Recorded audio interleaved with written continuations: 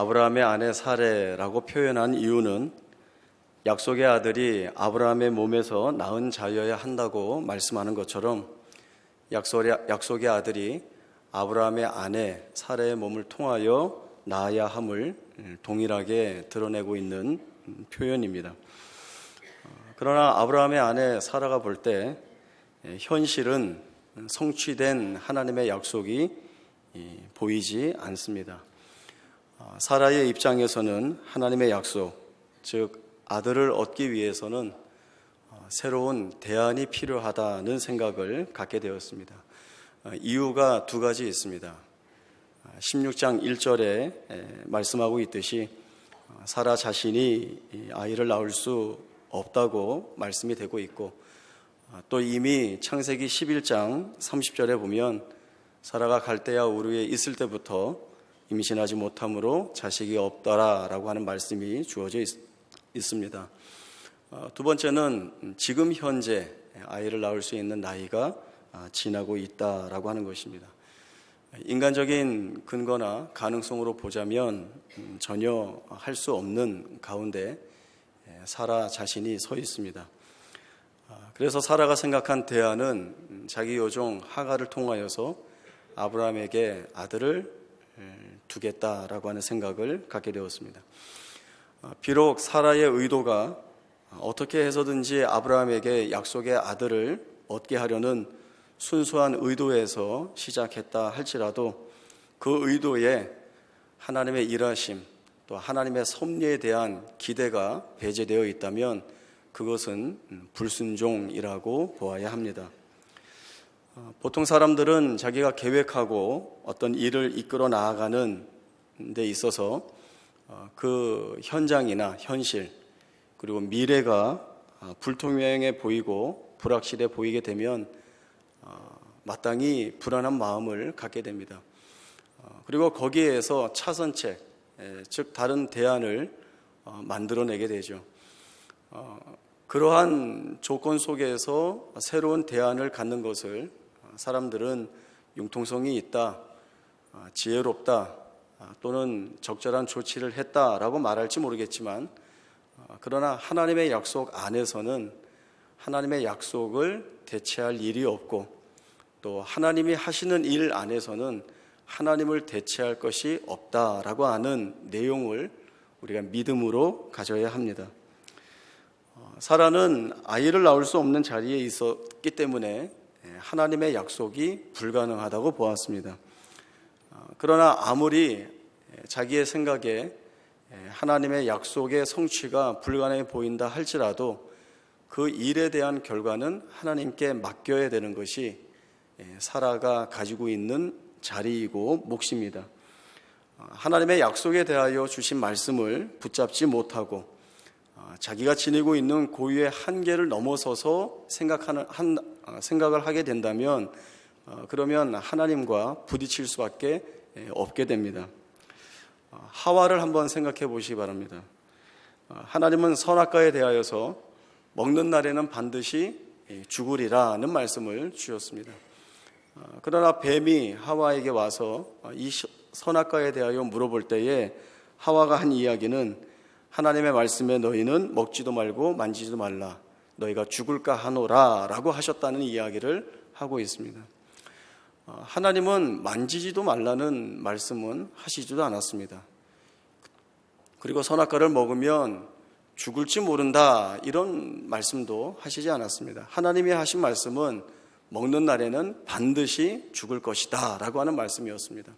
그러나 하와가 자기의 생각, 또 자기의 해석, 또 자기 편에서의 이해에 근거하여서 그 같은 이야기를 하고 있는 것입니다. 하와에게는 너희는 먹지도 말고 만지지도 말라, 너희는 죽을까 하노라 라고 이야기할 권리나 권한이 그에게는 없습니다. 하와는 자신이 피조물이며 창조주의 권위 아래에 있다는 것을 붙잡아야 했습니다. 그리고 선악과가 굴종의 내용으로 다가오는 것이 아니라 그 하나님의 말씀에 순종할 때에 주어지는 복된 지위, 그 지위에서 누리는 복이 무엇인지 붙잡아야 할 것이 하와가 지니고 있는 믿음의 내용이지 자기가 판단하고 자기가 이해한 대로 마음대로 그 하나님의 말씀을 해석할 수 없습니다. 마찬가지로 하나님 안에서의 우리의 삶은 하나님께만 맡겨져야 하는 것입니다. 내가 대안을 내놓거나 아니면 내가 새로운 계획을 세우거나 내가 성취할 수 있는 능력을 가져야 하는 것이 아닙니다. 우리가 마음에 두고 또 우리가 지향해야 할 것은 하나님이 이 일을 하실 것이라고 하는 믿음을 갖는 데서부터 시작을 해야 합니다. 불확실하고 불가능해 보이고 성취될 것 같지 않아서 내가 뛰어나가서 일하는 것이 아니라 하나님이 일하실 것을 믿고 그 하나님의 일하심에 문을 열고 기다리는 것이 바로 우리의 책임된 모습이지 우리가 하는 것이 아니라는 사실, 하나님이 하신다는 이 사실에 믿음이 동원되고 다 이 싸움이라는 것들을 저희들이 보게 됩니다. 그러면 아무 생각 없이 무조건 하나님께만 맡기면 되는가? 그렇지 않죠. 아무 생각 없이 맡길 수는 없습니다. 믿음이라고 하는 것은 우리가 하나님을 아는 데서부터 출발되고 시작이 됩니다. 하나님은 어떤 분이신가 라고 할 때에 죽은 자를 살리시며 없는 것을 있는 것으로 부르시고 약속하신 모든 것을 능히 이루시는 분으로 고백을 하고 있습니다. 아브라함의 상황과 이 모든 내용들이 맞물려 있습니다. 아브라함이나 사라가 아이를 낳을 수 없는 것 같은 자리에 있습니다. 그러나 죽은 자를 살리시는 하나님, 또 아브라함이나 사라에게는 약속하신 아들이 없습니다. 그러나 없는 것을 있는 것으로 부르시느니 아브라함에게 주신 모든 약속들을 능히 이루실 분이 바로 이 하나님이시다라고 하는 것을 사도 바울이 분명한 내용으로 증거를 삼고 있습니다. 없는 것을 있는 것으로 부르시느니, 저는 이 말씀이 참 재미있습니다. 우리에게는 없으면 없는 것이고 있어야 있는 것입니다. 그러나 하나님에게서는 아닌 것이죠. 하나님은 없는 것을 있는 것으로 보시는 분입니다. 아브라함과 사라에게는 약속의 아들 후사가 없지만 하나님에게는 약속의 아들 이삭이 있고 그 이삭을 통하여서 하늘의 별과 같고 바다의 모래와 같은 무수한 후손을 거느리는, 그리고 더 나아가 믿음의 조상이 되는 아브라함의 생애가 다 하나님의 섭리와 은혜 가운데 있는 것입니다. 다 두고 계시는 것이죠. 그렇기 때문에 하나님은 죽은 자를 살리시고 없는 것을 있는 것으로 부르시고 약속하신 모든 것을 능히 이루시는 하나님인 것을 분명히 이 말씀에서 증거를 하고 있습니다. 하나님께는 다른 것입니다. 아브라함이 이 사실을 바랄 수 없는 중에 믿었기 때문에 하나님이 이것을 의로 여기시고 그를 믿음의 조상이라고 하는 지위에 올려놓으신 것을 우리가 잘 알고 있습니다. 하나님은 존재하지 않는 것을 존재하는 것처럼 부르시는 분입니다. 그래서 우리 눈에 보이지 않아도, 또 우리의 생각에 검증이 되지 않아도, 또 우리에게 확인이 되지 않아도 하나님이 하시는 일에 대하여 믿음을 지녀야 한다라고 하는 것은 우리 신앙의 근거가 되어야 합니다. 히브리서 11장에서 믿음은 바라는 것들의 실상이요 보지 못하는 것들의 증거라 했습니다. 바로 믿음이라고 하는 것은 불가능에 가능을 두는 것, 이것이 바로 믿음인 것을 우리에게 말씀합니다. 고기 잡는 것으로 보자면 예수님보다 베드로가 전문가입니다. 예수님은 공생에 시작하시기 전에 아버지 요셉 밑에서 목수의 일을 하셨습니다. 고기 잡는 데 전문가인 베드로가 이야기를 하죠. 밤이 새도록 수고하였지만 이라고 말을 합니다. 밤이 새도록 수고한 이 말 안에는 베드로가 그 밤에 고기를 잡기 위하여서 이 방법 저 방법 모든 수단을 다 강구하였다는 그 의미가 담겨져 있습니다. 고기를 잡기 위하여서 얼마나 열심히 그 일을 다 했겠습니까? 예수님이 깊은 데로 가서 그물을 내려 고기를 잡으라 할 때에 베드로가 할 말이 있었던 것입니다. 선생님, 내가 밤새 수고했지만 고기를 못 잡았습니다. 그러나 베드로의 말은 거기에서 그치지 않았습니다. 잡은 것이 없지만은 말씀에 의지하여 그물을 내리겠습니다. 그 순종의 결과는 예상하지 못했던 많은 고기를 잡는 것이었습니다. 우리가 하나님 앞에서 내가 가지고 있는 어떤 전문적 지식이나 기술이나 소양을 말할 수 있겠습니까? 하나님은 우리가 생각할 수 없는 죽은 자를 살리시고 없는 것을 있는 것으로 부르시고 그가 약속하신 모든 것을 능히 이루어내시는 분이신데 그 하나님께 대하여서 그 하나님에 대하여서 우리가 믿음을 발휘하지 못하고 동원하지 못하고 오히려 내가 제시할 수 있는 새로운 대체적인 내용이나 대안을 제시한다는 것은 우리가 서 있는 자리에서 벗어나는 것입니다. 우리는 하나님의 은혜 아래에 있습니다. 하나님의 이끄시는 섭리 안에 있습니다. 그 인도하심을 쫓아 그분의 뜻에 따라 우리의 생애가 인도함을 받습니다. 그러나 거꾸로 그 하나님의 인도하심이나 약속이 아니라 내가 드러내는 것으로 인하여 이렇게 가면 훨씬 더 좋습니다라고 말하는 것은 우리가 할 수 있는 말이 아닌 것입니다. 우리에게는 한계가 있고 그래서 그 안에서 불가능과 가능, 성공과 실패, 완성과 미완성을 논하지만 하나님은 아니시다라고 하는 이 내용을 신앙의 내용으로, 믿음의 내용으로 가져야 하는 것입니다. 이것이 바로 우리가 가져야 할 믿음의 경주이고 믿음의 싸움입니다. 여기에 우리가 몰두를 해야 하죠.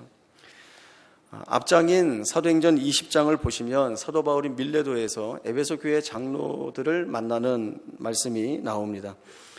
사도 바울은 에베소 교회 장로들에게 성령이 내게 말씀하시기를 예루살렘에 올라가면 결박과 환난이 있을 것이라 이 이야기를 합니다. 그러나 거기에서 사도 바울이 한마디를 더합니다. 내가 달려갈 길과 주 예수께 받은 사명 곧 하나님의 은혜의 복음을 증언하는 일을 마치려 하면은 나의 생명조차 조금 더 귀한 것으로 여기지 않는다 말하고 떠나게 됩니다. 중간에 빌리치스의 집에 머물러 있다가 유대에서 내려온 아가보라 하는 한 선지자의 성령의 예언을 듣게 됩니다. 이 예언에서도 마찬가지로 사도 바울이 예루살렘 유대인들에게 넘겨져서 이방인의 손에 넘겨질 것이라는 예언을 듣게 됩니다. 모든 사람들이 이 예언을 듣고 드러내는 반응은 당연합니다. 올라가지 말라는 것이죠.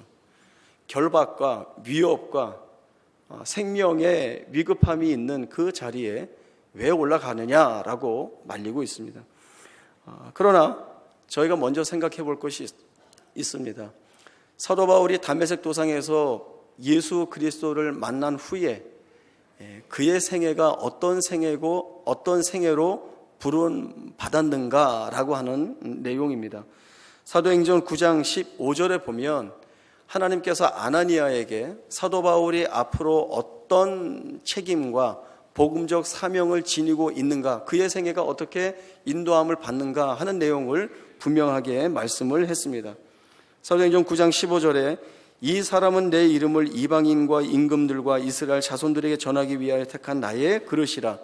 그가 내 이름을 위하여 얼마나 고난을 받아야 할 것을 내가 그에게 보이리라. 하나님께서 사도 바울을 부르시면서 너가 이제 사도로서 복음을 증거하면 너의 앞날은 탄탄대로와 같이 열릴 것이다. 너가 복음을 증거할 때 내가 능력을 더하여서 모든 사람들이 복음을 받아들이고 너의 사역에 어려움이 없을 것이다. 이렇게 시작하지 않았습니다. 아나니아에게 말씀하셨고 또 사도 바울에게 말씀하신다 하셨으니 그에게 주신 말씀은 주의 이름을 위하여서 그가 많은 고난을 받는 것입니다.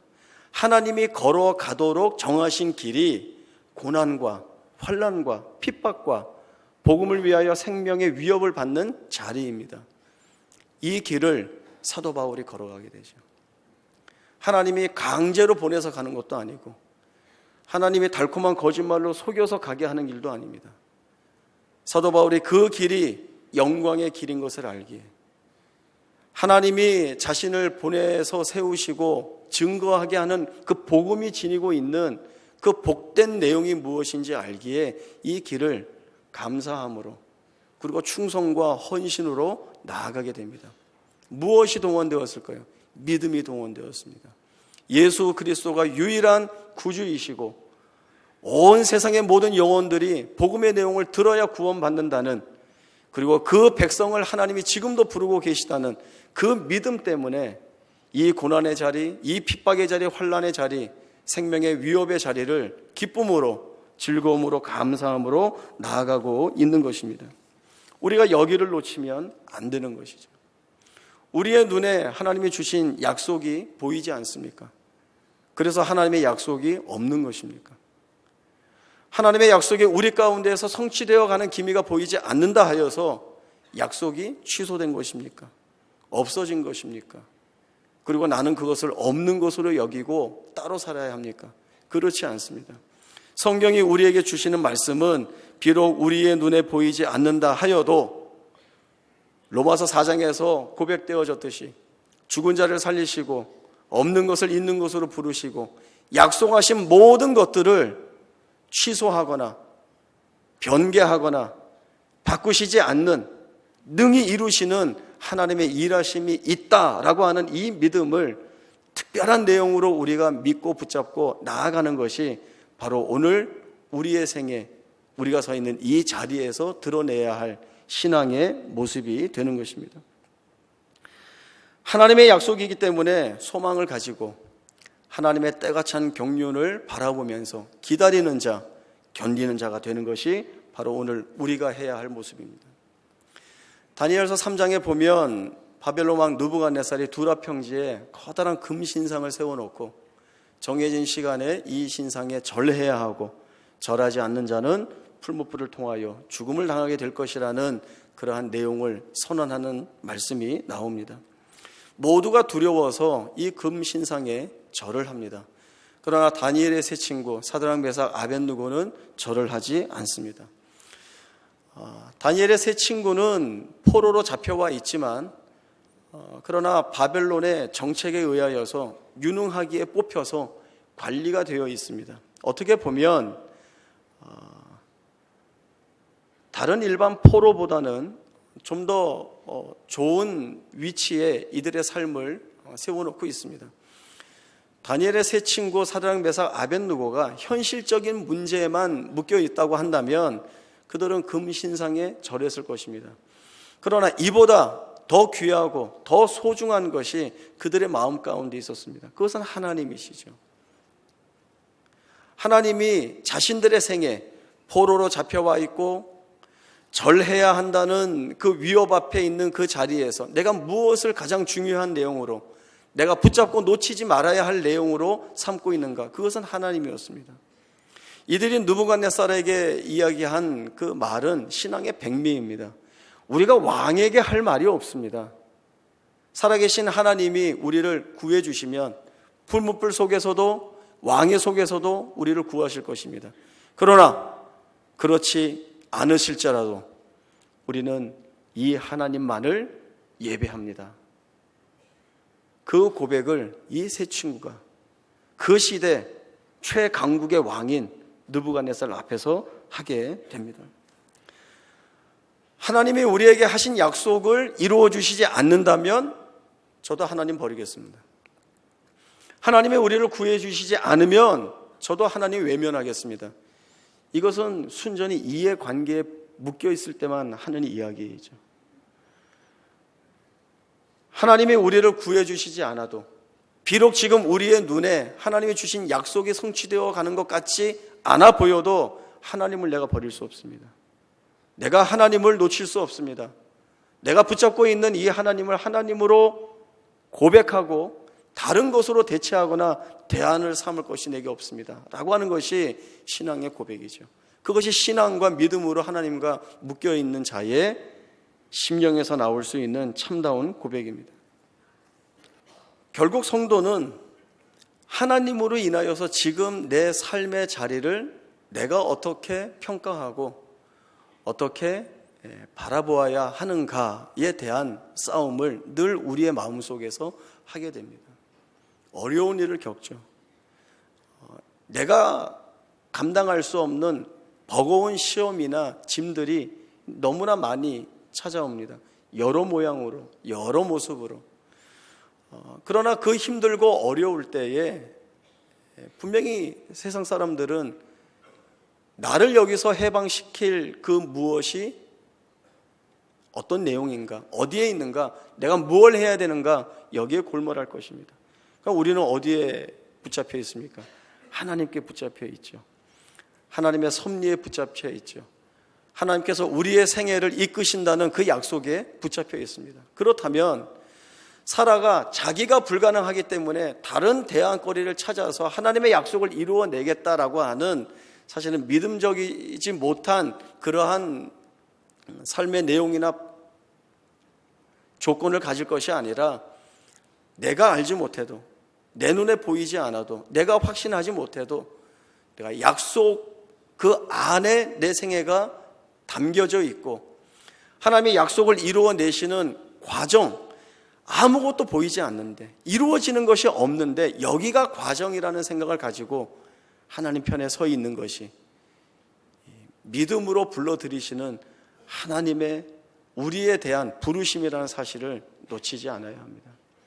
우리는 1차적으로 아니면 2차적으로 우리의 감각적으로 눈으로 확인되는 것, 내 이성과 내 머리로 확인할 수 있는 것, 이것이 있어야 하나님이 일하신다고 믿습니다. 그렇지 않다니까요.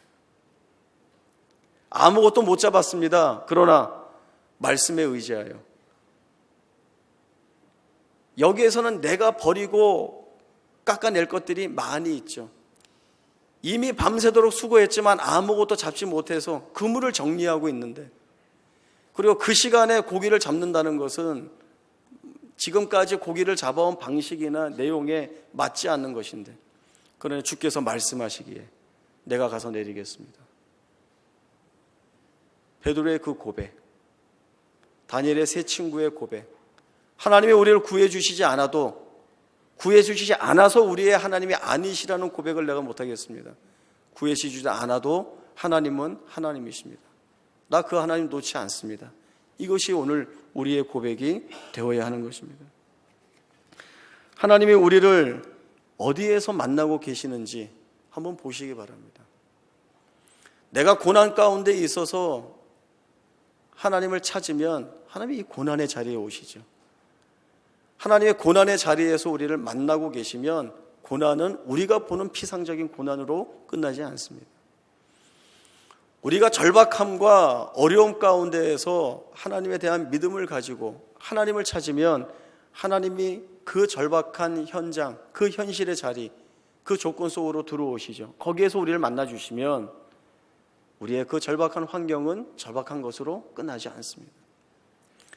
하나님이 주신 약속을 이루어내시기 위하여서 내가 일하는 것이 아니라 하나님이 일하실 것이라고 하는 믿음을 우리가 드러낼 때에 하나님은 우리 안에서 일하십니다.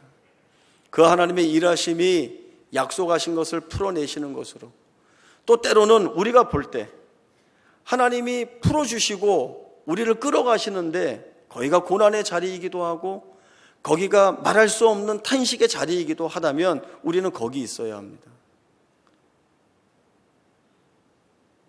아무도 그러고 싶지 않죠.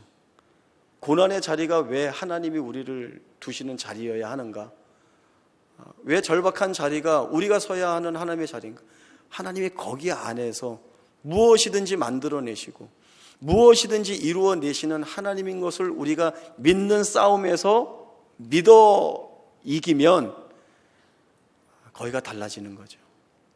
사도 바울이 아브라함의 생애를 통하여 말씀하고 있는 것처럼 하나님이 어떤 분이시냐? 죽은 자를 살리신다는 거예요. 없는 것을 있는 것으로 부르시는 분이시라니까요.